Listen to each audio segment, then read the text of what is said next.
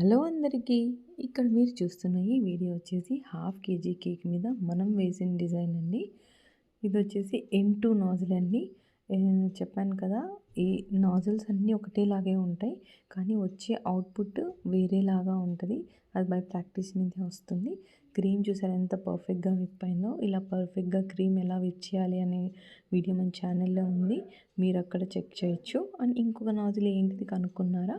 ఇది వచ్చేసి 6B nozzle అండి. సింపుల్ కేక్ జస్ట్ ఊరికే వాళ్ళు టేస్ట్ చేయడానికి ఎక్కువ డిజైనింగ్ అంతా వద్దు సింపుల్‌గా చేయమన్నారు. సో నేను సరే చేస్తానని చెప్పి సింపుల్‌గానే చేశాను. అదే ఇంటూ నాజిల్‌తోనే కింద బార్డర్ అంతా వేసేసి కేక్ లుక్ ఫినిష్ చేసేసానండి. ఇది వచ్చేసి పైనాపిల్ ఫ్లేవర్ కేక్.